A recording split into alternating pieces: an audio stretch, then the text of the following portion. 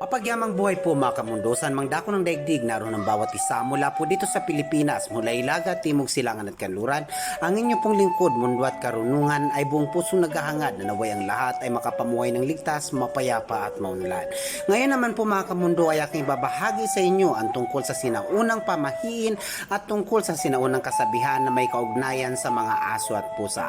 Bilang panimula, ayon sa sinaunang lihim na karunungan at kaalaman ng mga sinaunang Asyano, ang sino man pong lulunod o bibitay sa mga pusa ayon po sa lumang gabay, ang mga taong gagawa nun sa pusa ay nakatakdang maghirap at ang kanilang paghihirap ay mamanahin ng ikatlo hanggang ika-6 na henerasyon ng kanilang buhay.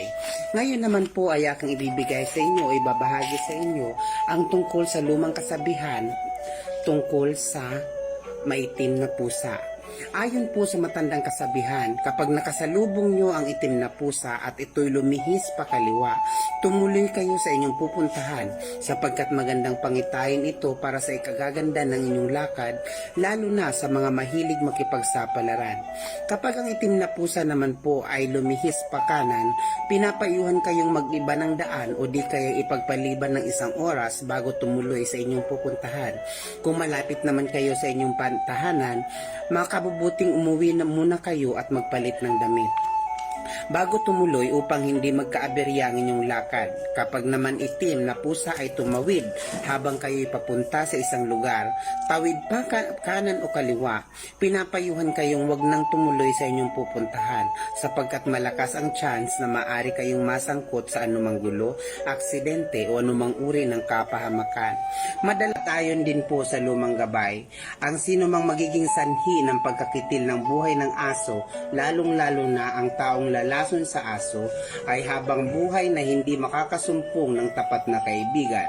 Ibig pong sabihin, tadhana nilang laging pagtaksilan ng kanilang ituturing na kaibigan at panghuli naman po mga kamundo ayon po sa lumang gabay, hango mula sa sinaunang lihim na karunungan at kaalaman ng mga sinaunang Asyano, ang sino mang kakain o magkakatay ng aso ay nakatakdang mamuhay ng malungkot, lula ng samut-saring mga dahilan gaya ng mga sumusunod.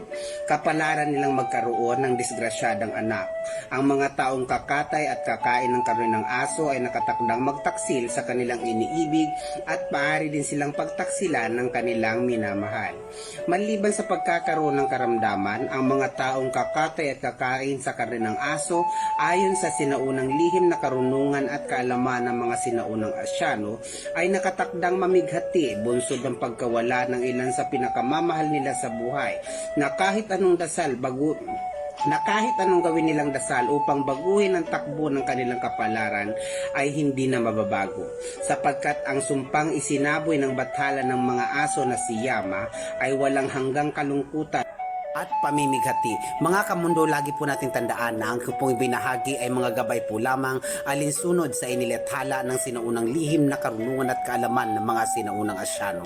Gayon pa man, nasa atin pa rin po ang pagpapasya sapagkat batid naman po ng lahat na tanging Diyos po na siyang pinagugatan ng ating buhay, mayakda ng simula at wakas, ang siyang makatwirang hahatol o huhukom sa landasin ng buhay na ating tinahak alinsunod sa inulma nating kapalaran.